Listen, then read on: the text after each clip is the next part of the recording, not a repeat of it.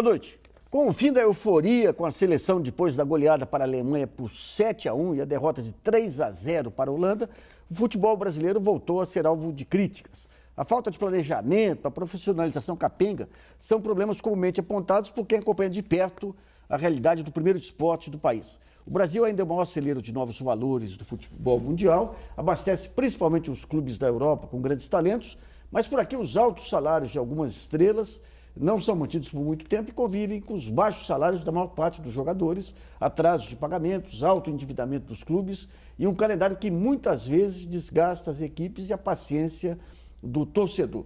Para discutir a gestão no futebol brasileiro, o Brasileiras.org conta com a participação do jurista que colaborou na redação da Lei Pelé, Heraldo Panhoca, e do professor da Escola de Educação Física e Esporte da Universidade de São Paulo, Ari José Rocco Júnior.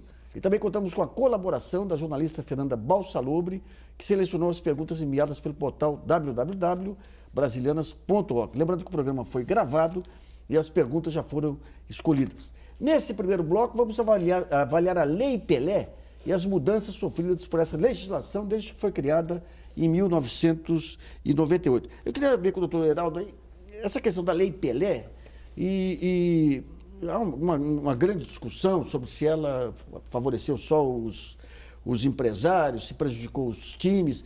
O que aconteceu com a Lei Pelé? O que era a Lei Pelé originalmente e quais as mudanças que foram ou não foram feitas? Bom, boa noite a seus telespectadores. Realmente, a colocação sua é fundamental. A Lei Pelé sofreu alterações, ou melhor, sofreu mutilações, que é uma palavra muito mais correta. Ela nasceu e foi o grande marco no mundo desportivo, porque ela levou ao mundo, certo, um Brasil que por 100 anos não tinha o desporto como direito do cidadão, e num determinado momento, ela não só faz uma equação sobre todas as práticas desportivas e o relacionamento dela com a sua internacionalidade, como também ela mostra para o mundo a evolução da ciência brasileira do desporto, ao ponto de estabelecer pela primeira vez que a idade limite para o nascimento de um atleta era aos 14 anos. Antes, qual a idade? Você tinha a mutação. Embora o mundo todo, no primeiro momento, ele faz a crítica à lei brasileira que teve esse condão. Vamos mostrar ao mundo que eu preciso proteger esta criança em formação, a atividade física desbragada lhe é prejudicial, portanto, eu preciso esperar esse organismo estar maturado para dar responsabilidade, exercício físico e sucessivamente. Tá. O mundo, nos 3 próximos anos, passa a adotar. O vôlei foi para 14 anos, o atletismo foi para 15 e nós ficamos com a ginástica olímpica, né? Ou a artística, como chamada hoje. E essa mutilava a criança muito cedo. E havia uma resistência internacional. Em Beijing, a Lei Pelé recebe a medalha de ouro. A ginástica artística chega em Beijing com a idade limite 16 anos, mostrando que tudo que o Brasil fez em prol dessa criança tinha valor. Ouvimos agora da CBF que ele quer voltar a 12 anos. Mas todos os mecanismos brasileiros, tanto a Constituição como a norma trabalhista, Estatuto da Criança, Lei de Base Diretriz, que o presidente Lula acabou fazendo em boa hora, uma obrigação de ter o curso fundamental para que ele possa ter. Então, dentro desse aspecto, nós temos hoje a segurança do nascedor. Esse é um dos pontos importantes. Né? 14 a 20, ele vai ser formado. Se aos 20 ele não tiver capacidade de ser atleta, ele não vai mais ser adotado pela marginalidade. Ele tem uma atividade profissional. Então esse é o grande benefício. Tá. Através dos incentivos, foi isso que levou os clubes a montar suas escolas. Isso, as suas escolas, tal. E este contrato vincula este atleta ao clube. Tanto que se o atleta abandonar no curso ou for, né, aquilo que o Gavião vinha e retirava do clube pequeno, o atleta, né, pelo clube grande, ele tem uma indenização para continuar formando. No segundo momento, nós mostramos ao mundo de que a relação tinha que ser de igualdade. Acabamos com o passe, certo? Então, o passe era a propriedade do clube e o atleta não tinha o que fazer. Hoje, é uma cláusula penal que, até o momento da Lei Pelé original, ela era de igualdade, hoje ela já está desigual.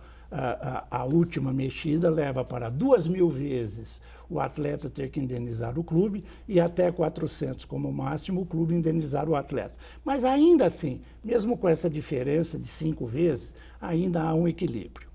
E no terceiro momento, o Pelé fez a profissionalização de todas as práticas, não só o futebol, certo? E ainda separou a imagem do espetáculo desportivo do contrato de trabalho. Então nós conseguimos dar o maior diploma jurídico desportivo trabalhista para o mundo copiar. E o que a Alemanha fez é cópia do nosso e o que a FIFA faz é cópia do nosso. Em relação, essa questão de imagem, ou seja, o atleta ele recebe, ele tem a relação com o clube, mas ele pode ter uma relação com o patrocinador individualmente, é isso? Porque aí é um direito personalíssimo. Sim, sim. Isso. O direito à imagem, e você é um artista, né? Embora você está fazendo, ele nasce contigo. Claro. Então, eu não tenho como capturar a sua imagem. Quer dizer, a sua imagem não é minha, ela é sua. Você vai licenciar o uso dela desde o nascer, desde que nasce, e ela jamais morre. Tá. Nós temos a língua do Einstein, Jesus Cristo na cruz, temos uma série de exemplos dessa imagem. Só para entender um pouquinho o impacto no negócio do futebol. Quer dizer, muitos casos a gente viu aqui de contratações aqui no Brasil, na Espanha também, de grandes estrelas aí, o modelo de negócio estava ligado ao pagamento, ao retorno que teria em termos de proeminência do clube e tudo, e a campanhas publicitárias também. Então, essa possibilidade deixou de ser do clube para ser especificamente... É uma maneira de atrair o atleta também, mas não é dinheiro para o clube, né? Você pode fazer no contrato ambos. Tá, mas fica a critério sempre isso. Da liberdade para o jogador. Isso. Você tem hoje, normalmente o clube, até a própria lei agora, ela já desde 98, ela trouxe a imagem do espetáculo desportivo, ela bipartiu os contratos. Você tem um contrato que é a força de trabalho, aquele atleta que tem 8 horas para fazer aquela atividade. E tem, por 24 horas, a sua imagem gerando este efeito mercadológico. Mas daí cada contrato é um contrato com liberdade para ambas as partes. Normalmente, como é que o clube tira proveito? Ao vender a camisa dele, porque ele tem um atleta exponencial. Então, existe uma correlação de participação. A lei beneficia a ambos. Se o marketing do clube for muito eficiente, ele consegue ter tanta receita quanto o atleta. Haja vista que, em 2011, a Globo comprava os direitos dos campeonatos por 380 milhões. A partir de 13, com a interesse das outras, foi para 1,5 bilhão. Que coisa. Então você vê quanto vale um bom atleta com a camisa do clube e com a camisa do seu patrocinador. Tá. Eu queria ver com o Ari essa questão, digamos, da nova economia dos clubes. Muitos críticos dizem que, quer dizer, ao tirar esse poder do clube sobre os passes, teria enfraquecido financeiramente os clubes aí. Mas a gente vê que há uma falta de profissionalismo total nos clubes, né? Como é que você vê o impacto dessas mudanças na economia, na história dos clubes? Bom, boa noite, Nassif, boa noite, doutor. Na realidade, a grande questão para mim, Nassif, ela reside no amadorismo da gestão das entidades esportivas do Brasil. Independentemente de lei... Então, que nem, por exemplo, existem casos, o doutor explicou aí a questão dos direitos de imagem, né? Um bom exemplo disso que a gente teve aqui foi a administração do Santos, que conseguiu postergar a presença, a passagem do Neymar na equipe, conseguiu segurá-lo com toda a pressão para que ele fosse vendido, etc., até do próprio jogador, porque fez os cálculos e entendeu que valeria a pena perder no valor de venda dele, porque ganharia com venda de camisas, com a exploração da imagem do atleta. Postergando, ela recebeu menos? Porque o que acontece? Conforme o tempo vai passando e o contrato do atleta vai diminuindo o tempo da relação com o clube, ele passa, para ele ser negociado, o valor é menor. O valor do clube. O valor do contrato vai diminuindo, né? À medida que o contrato vai sendo cumprido, tanto que no final do contrato o atleta pode escolher para onde vai. Correto, doutor? Sim. Então o que o Santos fez, né?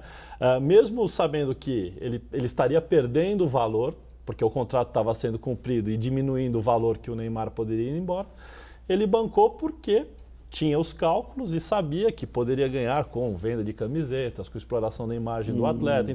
Então, nesse aspecto, a gestão do Santos, Luiz Álvaro e a equipe que dirigiu o Santos foi extremamente feliz porque atuou de uma forma profissional, né, salvaguardando os interesses do clube dentro daquilo que a legislação permitia. Então, nem sempre com patrocínios. Então, a presença daquele atleta aumenta o valor da estampa que vai na camisa, ou da estampa que vai no estádio, ou da venda de souvenirs. E se aproveitando da legislação. E do ingresso. Então, só para entender, o clube tem um contrato de 4 anos com o jogador. Pode até 5. Até 5. É o único profissional brasileiro que tem 2 vínculos e o de trabalho pode ir de 3 meses a 5 anos. Todos os demais 2. Então, se o jogador quiser sair, dependendo do tempo que ele está com o clube, a parte do clube vai reduzindo. A norma, ela mantém um valor até 2.000 vezes. O que normalmente... 2.000 vezes o resíduo. O valor estabelecido na multa. Entretanto, a partir de um determinado período, certo? Vale a pena o clube que queria comprar não mais comprar porque falta tão pouco tempo que ele não vai investir tudo. Entretanto, hoje, os atletas já fazem esse escalonamento, essa escadinha de valor. No 5º ano tanto e vai descendo, certo? Mas isso não é obrigatório. A lei ela é única, é linear. Ela diz que nos últimos 6 meses, e não é a lei brasileira, é a norma da FIFA, você pode assumir compromisso de um pré-contrato com qualquer outro clube. Entretanto, se você no último mês ainda sair a revelia, você deve a indenização total. Só para entender um pouquinho, porque a gente sabe que essa questão do comércio de jogadores está ligado também à questão do crime organizado, lavagem de dinheiro, não estou dizendo especificamente isso, mas faz parte de um contexto global aí de tráfico até o Ministério Público chama de tráfico de pessoas aí, né? Isso aí a maneira como os empresários entraram no jogo mudou alguma coisa ou antes da Lei Pelé mesmo os clubes já tinham os seus, aqueles clubes que não agem redondamente, né, já tinham os seus esquemas com empresários? Bom, eu tenho uma opinião formada sobre o passe e o pós-Lei Pelé sem passe. Pela minha idade, eu vivi os 2 momentos e tive a oportunidade, convidado pelo ministro Pelé e pelo Carlos Miguel Aidar, que hoje é presidente de São Paulo, nós ajudamos a redigir esta parte profissional da Lei Pelé, inclusive com o fim do passe. Naquele modelo antigo do passe, inexistia valor e muito menos a contabilização desta receita passe no caixa do clube. Não contabilizava? Então, não tinha valor, o presidente estabelecia por uma regra que existia, mas os valores eram aleatórios, registrava na federação, que era um cartório que não tem legitimidade alguma, tanto que se as federações não existissem, o Brasil Desportivo era muito melhor, certo? Seja ela de modalidade que for.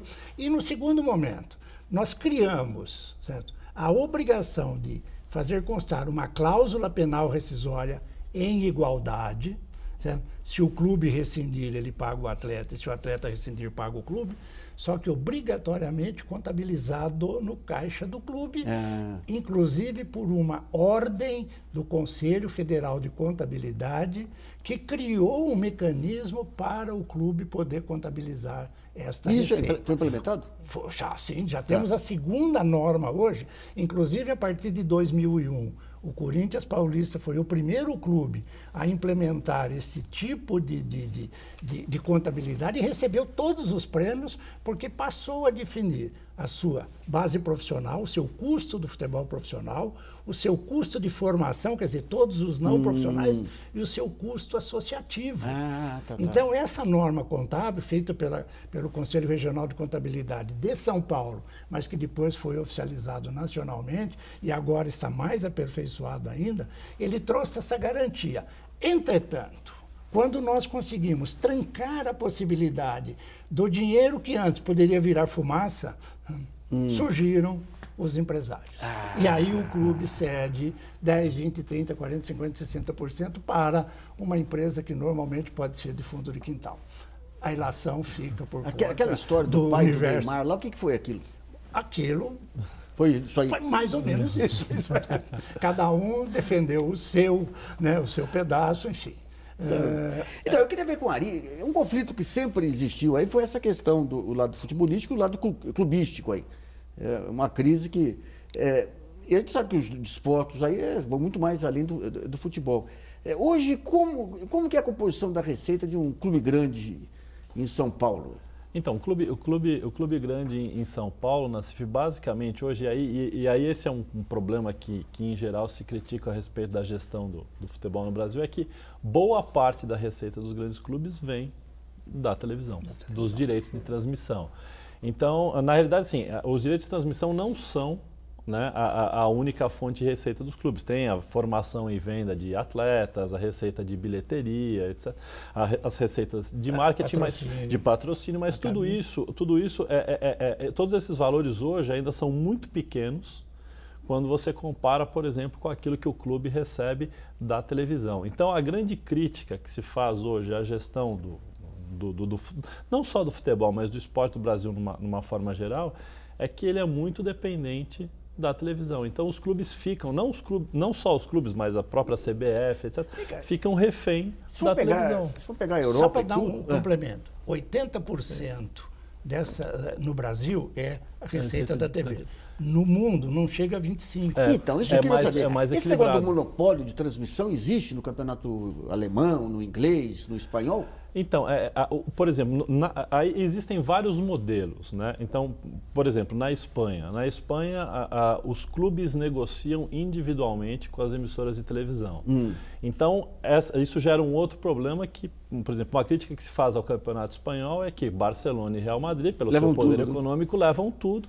Né, o Atlético de Madrid um pouquinho e o restante, né, e isso acaba provocando, em função dessa má distribuição da receita, um desequilíbrio no campeonato, na competição, onde só Barcelona e Real Madrid passam a disputar efetivamente o título. Né. Outras, por exemplo, no caso da Bundesliga na Alemanha, que se fala tanto, quem negocia os direitos de transmissão é a Liga. E aí ela repassa para os clubes de uma forma um pouco mais equitativa. Né, gerando um certo equilíbrio. E o modelo ideal dentro do esporte é aquilo que a gente encontra nos Estados Unidos, onde efetivamente os clubes eles são franquias, na NBA, na NFL, os clubes são franquias da Liga e a Liga é que vende os direitos de transmissão e repassa de uma forma igualitária para todos. Qual a diferença de uma liga europeia, americana, em relação ao nosso modelo aqui? Então, por exemplo, a própria Constituição. Então, nos Estados Unidos, as ligas são empresas. Então, a NBA é uma empresa e essa empresa ela tem franquias, que são os clubes. Né? E aí, o empresário que quer investir num clube, ele comprova lá determinados requisitos e a liga vai avaliar se ele pode ou não dirigir aquela... E os clubes conseguem manter a torcida, a história, a emoção? Então, aí isso gera um certo problema que, por exemplo, às vezes acontece de você ter o clube da sua cidade, né, que nem o Los Angeles Lakers, uma das franquias mais famosas dos Estados Unidos, nasceu em Minneapolis. Então, o Minneapolis Lakers durante um tempo, aí o dono decidiu vender, foi para Los Angeles. Então, é um modelo onde os americanos eles acreditam que a liga acredita que o mais importante é ela, a liga, e o equilíbrio é fundamental para o negócio. Porque quanto mais disputada for a liga, maior o interesse. Né? Então isso está completamente adaptado à cultura americana. E na Espanha, por exemplo, que é um caso bem sucedido. Não, Espanha você explicou. Então... mas a Alemanha e a Inglaterra, para entender. Então, na Inglaterra, Nassif, os clubes de futebol são entidades comerciais, sempre foram, né? E num determinado momento, na década de 90, quando o futebol inglês estava com N problemas, a questão do hooliganismo, havia morrido gente em estádio, né? Eles chegaram verdadeiramente no fundo do poço, montou-se um grupo de pessoas, onde até o próprio governo da Margaret Thatcher participou, no intuito de, vamos mudar a história do futebol inglês. E aí criaram a Premier League, uma liga independente da Federação Inglesa, né? E essa liga ela é gerada, ela tem um conselho de administração cujos seus membros são escolhidos pelos 20 clubes que pertencem a ela. E aí, no Brasil, nós estamos fazendo a primeira experiência neste modelo com a Liga Nacional de Basquete.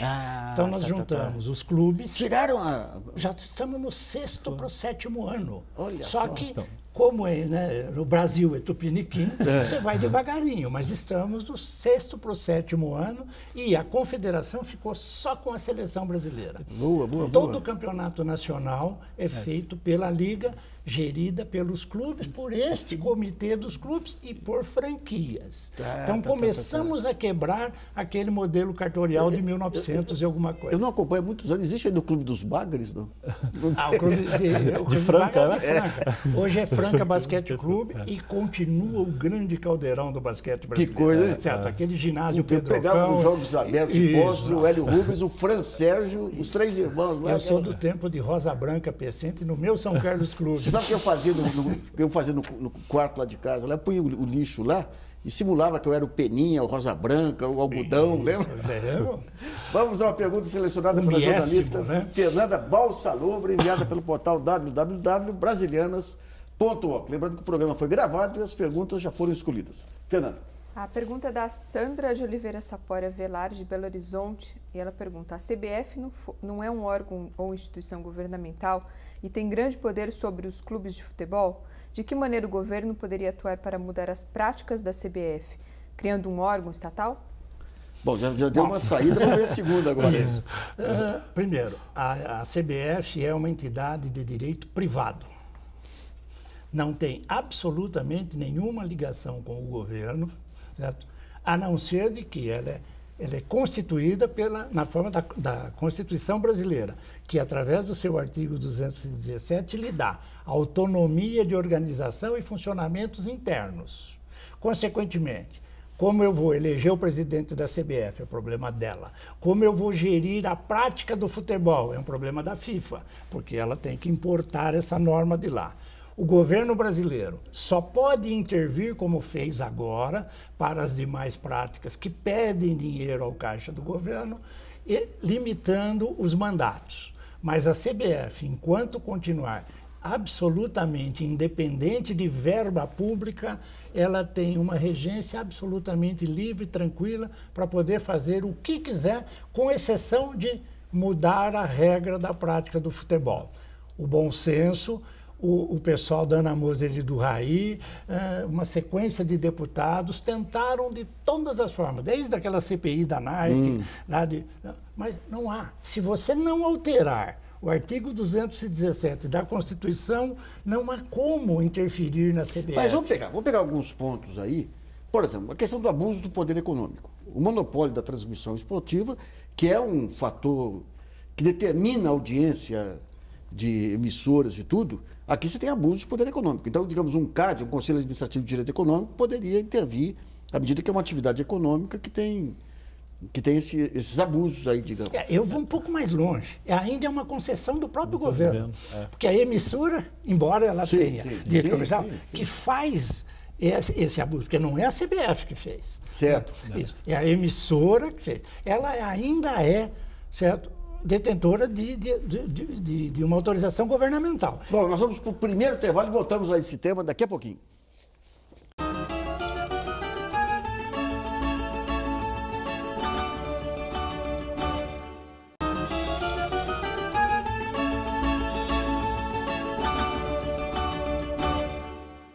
Voltamos a apresentar o Brasilianas.org, que hoje discute a gestão no futebol brasileiro. Nesse segundo bloco, vamos continuar discutindo um pouco sobre as estratégias para manter bons profissionais jogando em clubes brasileiros, mas sobre aquele que é o principal aspecto econômico aí do futebol, que são as transmissões. Eu queria que o Ari contasse um pouquinho como foi a experiência do Benfica lá em Portugal. Então, Nassif, o Benfica em Portugal, ele decidiu, até aproveitando a legislação portuguesa, montou uma televisão, a TV Benfica. E aí a TV Benfica, ela comprou, até onde eu sei, os direitos de transmissão da Premier League, do Campeonato Inglês, para Portugal, os direitos de transmissão do Campeonato Brasileiro. Essa TV acaba? Na realidade, ele montou uma TV, ele adquiriu, né, os direitos de transmissão do Campeonato Inglês, Campeonato Brasileiro, o Campeonato Grego, e tem os direitos de transmissão dele, né, na Liga Sagres, a Liga Portuguesa, onde, quando ele joga na sua casa. E aí, o que ele fez? Como ele tem o direito de transmissão desse pacote todo, ele negociou com uma emissora distribuidora TV a cabo, adquiriu um canal, um espaço e vende a sua programação. Quer dizer, o indivíduo que quiser ver em Portugal os jogos do Benfica jogando na Luz, na sua casa, ele tem que ser assinante, né, dessa empresa de TV a cabo que tem o canal Benfica. Então, essa questão da TV a cabo, pay-per-view, tudo trouxe uma revolução também nessa questão das transmissões. De que forma que isso se deu? Como nós sabemos, a TV a cabo é um canal pago. Consequentemente, você vai ter o quê? Que disputar uma fatia de poder aquisitivo na sociedade.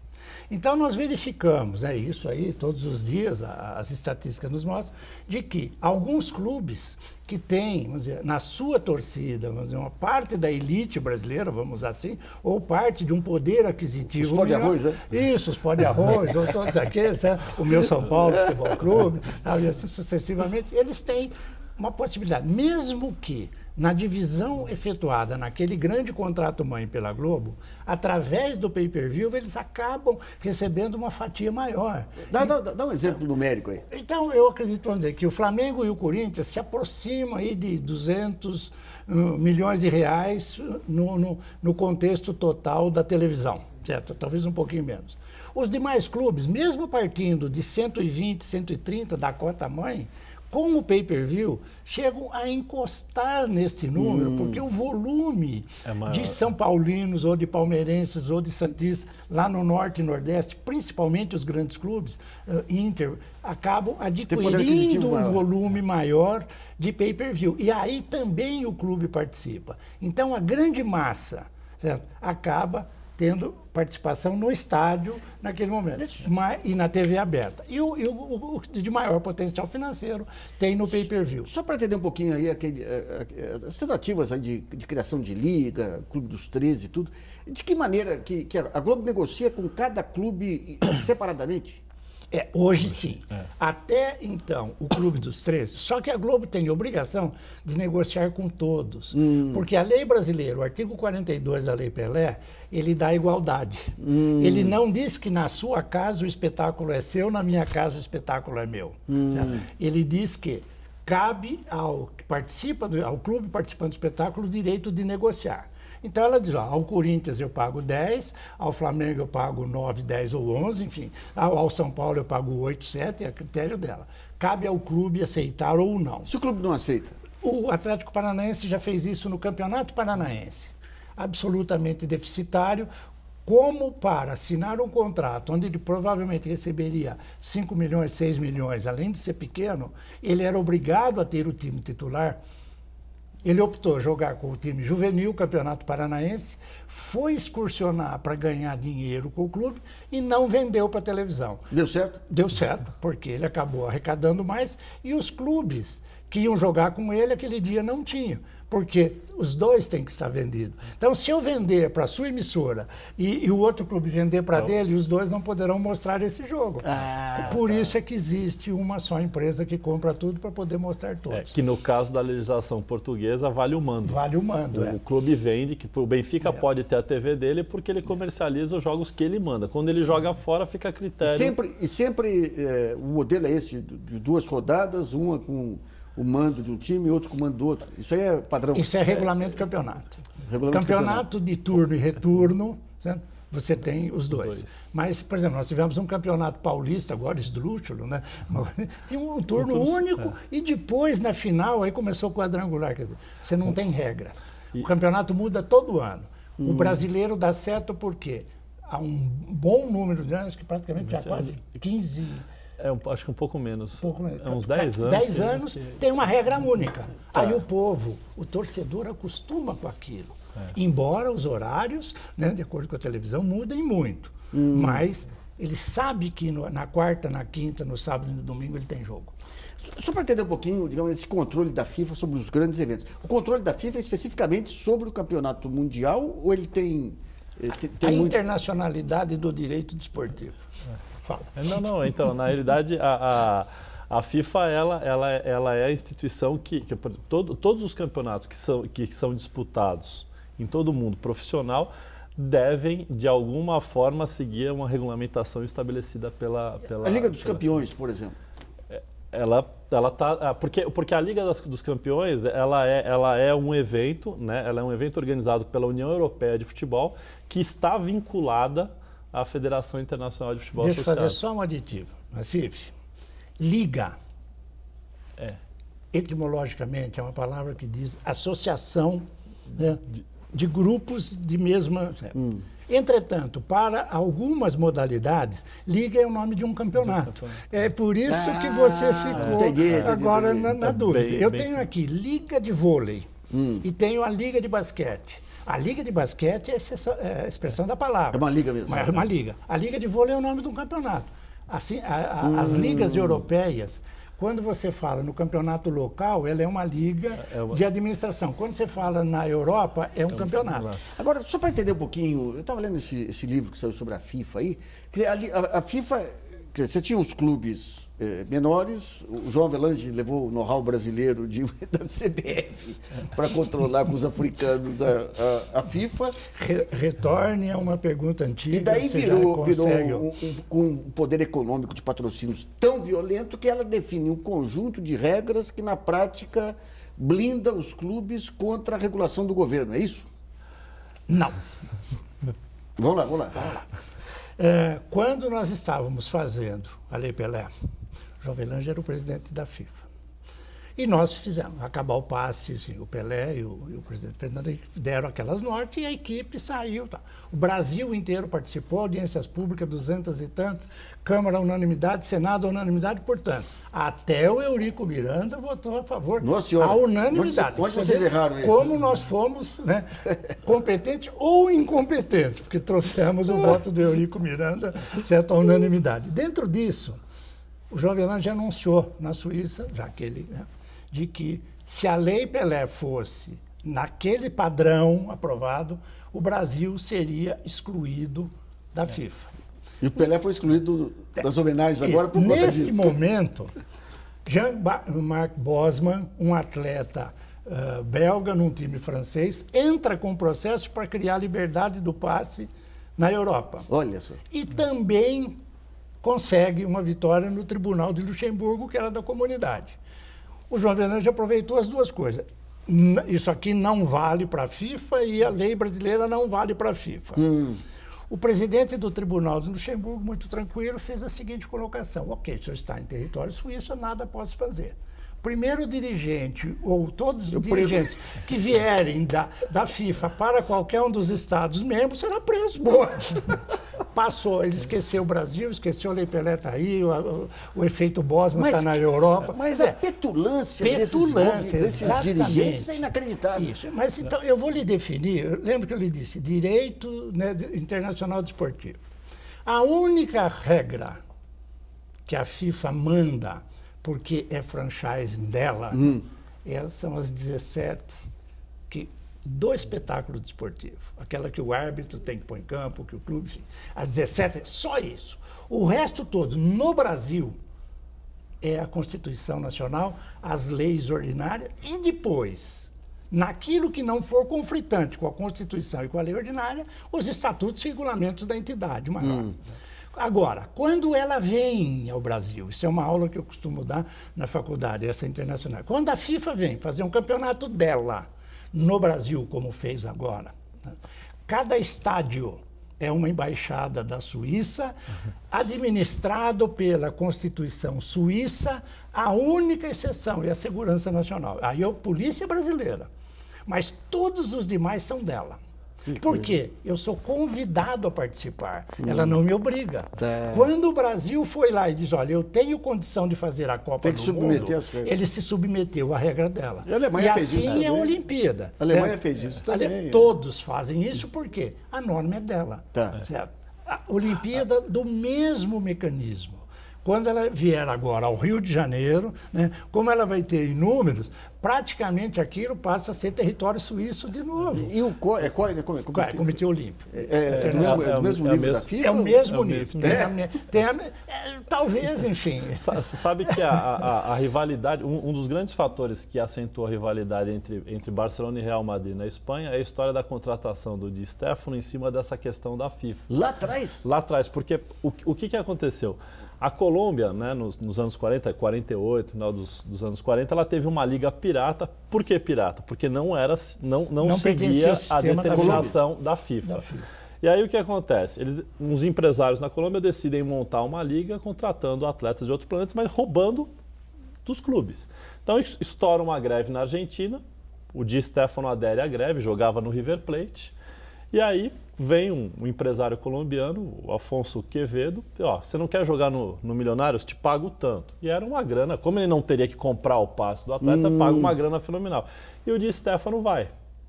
Aí a greve na Argentina continuou por um tempo e o Di Stéfano ficou jogando na Colômbia 2, 3 anos. Aí o Milionários vai excursionar na Espanha, joga contra o Real Madrid. Passou a primeira vez. O Di Stéfano faz alguns gols ali. Os dois presidentes, Santiago Bernabéu e Quevedo, eram amigos. O Real Madrid contrata o Di Stéfano do Milionários, que não era o dono do passe. Olha só. E o Barcelona, neste mesmo momento, vem ao River Plate e contrata o Di Stéfano. E o Di Stéfano chega... Barcelona veio no River Plate? Vem no River Plate, que era o dono do passe. Uma era pirata. Então, o Di Stéfano é vendido 2 vezes, pelo Milionários, pirata, e pelo River Plate, nas normas da FIFA, para Barcelona e Real Madrid. E aí gera-se um impasse. E quem é que vai decidir isso? Um dos ministros do Franco. E aí determina que o Di Stéfano deveria jogar 1 ano no Real Madrid e 1 ano no Barcelona. Sendo que o primeiro ano deveria ser no Real Madrid. Aí o Barcelona não aceita, o Di Stéfano vai para o Real Madrid e faz carreira. Então, inclusive faleceu agora. Alguns dias. Então, e eu tenho muito marcante com ele, porque em 1997, 96 para 97, nós fundamos o Sindicato Mundial do Atleta Profissional em Paris, com a presença dele sendo um grande símbolo. E ele havia sido um dos líderes dessa greve na Argentina, já jovem. Quando ainda...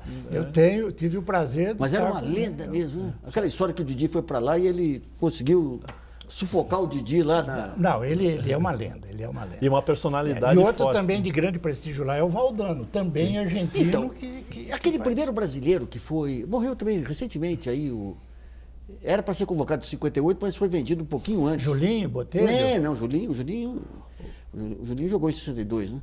Não era o Julinho, não, é o Amalfi. Ieso Amalfi. Como é que foi isso lá, na época? Como é que era? Esse eu já não posso, essa história do Ieso.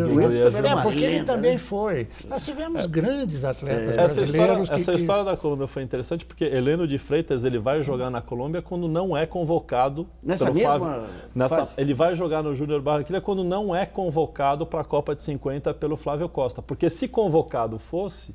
Como a Copa do Mundo era uma competição da FIFA, ele não poderia transferir. Ele pirou antes ou depois? Ele pirou depois, eu acho. Vamos a mais uma pergunta selecionada pela jornalista Fernanda Balsalobre.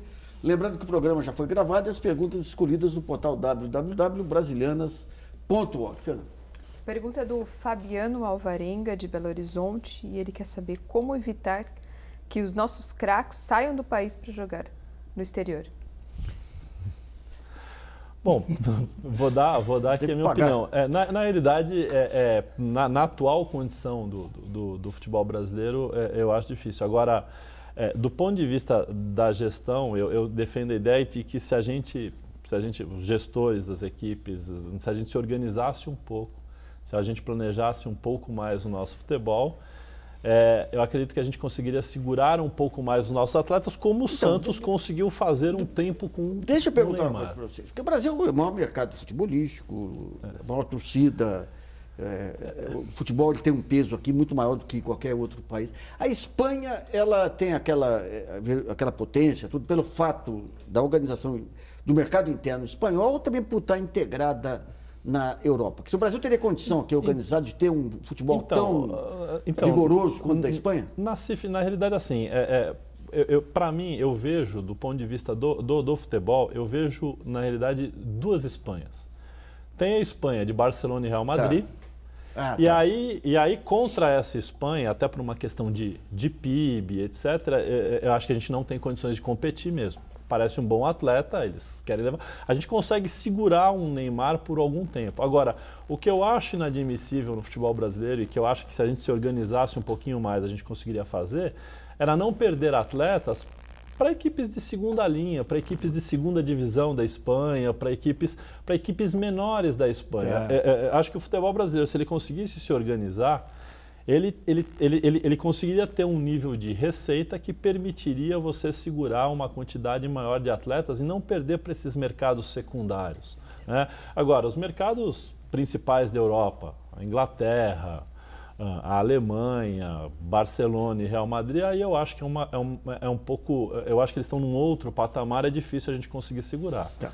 Vamos para um segundo intervalo e voltamos com esse tema daqui a pouquinho.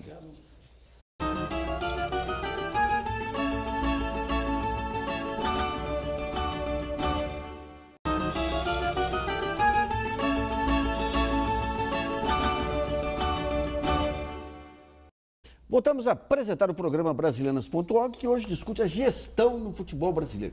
Nesse terceiro e último bloco, vamos falar aí das políticas e ações que podem ser tomadas para melhorar a qualidade das escolas de base e impedir a explotação de jogadores. Eu queria saber um pouquinho do Heraldo. Como que o Santos conseguiu segurar o Pelé tanto tempo? Porque no tempo o Pelé tinha o passe. Então, era diferente, era outra época. Foi exatamente em função de toda a experiência dele, dos malefícios do passe, é que quando ele chegou ministro, a primeira coisa que ele fez, eu preciso libertar os meus atletas desse vínculo que... O que ele ganhou na época não estava à altura do talento dele, então. Não, mas acontece que ele também não quis ir embora, porque ele era tão diferenciado que pouco importaria o passe. O Santos fazia carreira internacional. Qualquer clube pagaria por ele. Mas, entretanto, ele dentro do patriotismo dele, e que ele tinha como, certo, assegurar dentro do Brasil, através de comerciais e de outras formas, o seu valor financeiro, ele acabou ficando, mas prometeu, né? Se um dia ele tivesse possibilidade, ele acabaria. E deu a oportunidade de ser ministro, foi o primeiro ato dele. Vamos acabar com o passe. Então, para segurar hoje, como é que faz? Aí, seguinte, esta foi o grande nó górdio dessa questão no momento em que sentamos para discutir. Precisamos acabar com o passe. Por que o clube vai investir se ele não tem mais retorno? Foi onde foi criado a formação. Isso que nós vimos a Alemanha fazer aqui a partir de 2006 e que repercutiu nesta Copa, é cópia da nossa lei de 98. Então, quanto as etapas? Como é que são as etapas? Então, assim, o atleta nasce aos 14 anos. No dia que o atleta completa 14 anos, em qualquer modalidade, não só o futebol, ele tem um modelo de contrato no qual ele vai dizer ao clube, olha, eu quero ser formado, é um curso profissionalizante, até depois eu explico como isso acontece, e ele vai, dali até os 20 anos, como não profissional em formação, com uma cláusula penal caso ele abandone. Pela Constituição, eu não posso sonegar a este atleta ou ao próprio clube o direito dele se profissionalizar aos 16, porque aí é uma norma constitucional. A lei não pode. Então eu tenho, de 14 a 16, ele é essencialmente não profissional em formação. A partir dos 16, ele pode continuar não profissional, indo até os 20, mas, aí, assim, outro contrato, mas pode se profissionalizar dali. Bom, eu vou chegar no final. Ele vem até os 20. Naquele momento, o clube tem que profissionalizá-lo, senão ele vai embora. Ele fica livre. O clube oferece. Quando ele tem 18, né, 16 para 18, o clube vai e oferece um contrato de trabalho. A Lei Pelé diz que ele pode firmar por 5 anos. Então, se ele tiver com 18, ele vai a 23. Quando você leva esse contrato à CBF, ela refuga. Porque ela tem uma norma da FIFA que é predadora aos interesses dos clubes formadores, que diz que até 18 anos só pode 3. Então ele fica livre aos 21. Então não é a lei brasileira que autoriza o atleta a ir embora. é uma norma da FIFA que não vale no Brasil, mas que a CBF deixa de cumprir a norma brasileira e cumpre a norma internacional, porque ela deve ter algum interesse. Então, agora vamos ver, os clubes começam a montar escolas, eu lembro que o Cruzeiro tinha sua escolinha, passam a brigar a criançada que vem de longe, da alimentação, e num certo momento parece que teve problemas com o Ministério Público do Trabalho, e o que aconteceu efetivamente? Novamente, bom, há uns 4 anos atrás, o Ministério Público de São Paulo recebeu uma denúncia de que num determinado clube de São Paulo, os atletas em formação eram muito mal alojados. Abriu uma sindicância, um inquérito civil público, só que extrapolou, foi para todos os clubes. E neste momento, nós tínhamos como grande e bom exemplo em São Paulo o Audax, o PAEC, o Pão de Açúcar do Abílio Diniz, que era um clube feito pelo supermercado para formar profissionais ao supermercado e também aqueles que tinham aptidão formar atletas. E foi o grande clube que durante 6, 7 anos foi o laboratório que serviu de base para o Ministério Público. Que nem foi o Wilson Russo para o boxe lá dos anos 60. Isso. E assim sucessivamente. Então, agora, nos anos 2000, o PAEC, que virou Audax e que hoje é Osasco, né? Porque o grupo novo de proprietários do Pão de Açúcar resolveu encerrar com o projeto desportivo. Era uma ideia do Abílio, houve um problema societário, a ideia de um morreu. Mas ele forma, inclusive hoje, nós temos uma cartilha editada pelo Ministério do Trabalho, né, nessa etapa do Ministério Público do Trabalho, que tem como base a formação de atletas pelo Audax, que deu Bruno Vini, que está no Santos, que deu Paulinho, que está na seleção, e assim sucessivamente. Mesmo sendo um clube que só tinha finalidade de formar, provando de que a lei vigente brasileira, certo, tinha total condição de dizer ao clube, se ele for responsável, que ele pode gerar atletas. Mas não tem um estímulo fiscal para o clube aplicar? Tem. Aí veio em 2007 a lei de incentivo fiscal, onde eu posso toda a formação de atletas, dos 14 aos 20 anos, ser feita com recursos de incentivo fiscal do imposto de renda. Em parte, sim. Alguns projetos têm. Mas eu vou lhe dizer a maior.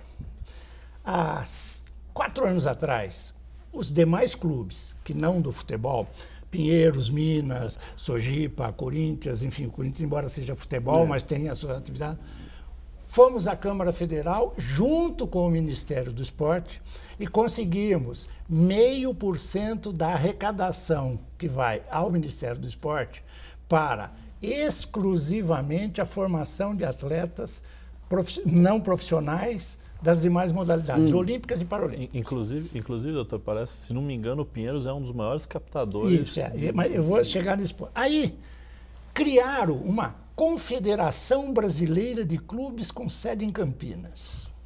Jogaram este dinheiro lá há 3 anos e meio vencendo.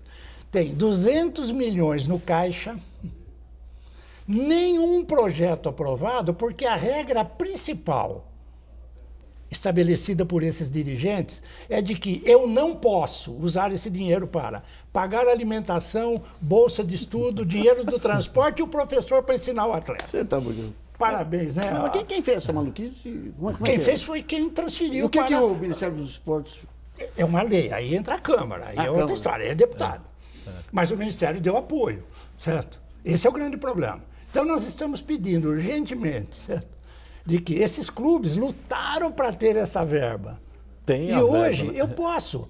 Sabe o que eu posso fazer com essa verba? Na Confederação Brasileira de Clubes, através da última mexida, foi tirada uma letrinha de um artigo e eles podem, os dirigentes, mesmo sendo de lei de incentivo, mesmo sendo uma entidade, receber 17 mil de salário, os dirigentes. E o atleta não pode ter bolsa. Meu Deus do céu. Esse é o nosso Brasil.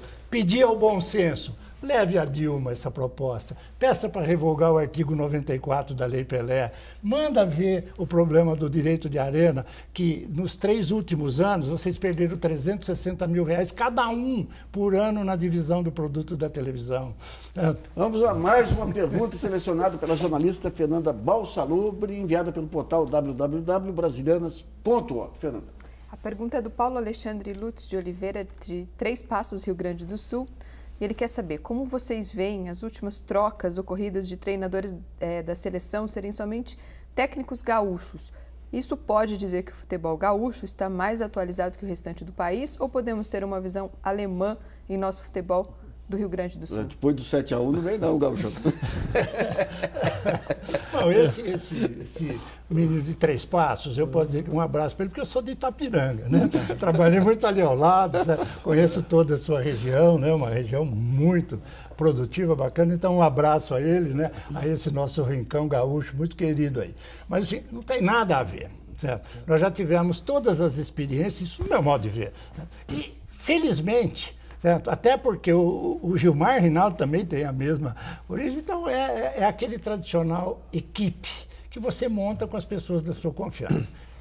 O Marco Polo, né, e o Marinho entenderam que deveriam manter um staff gaúcho e tocou. Eu acho que é só coincidência e até porque juntamente com o Tite, que também era gaúcho, era um treinador disponível no mercado.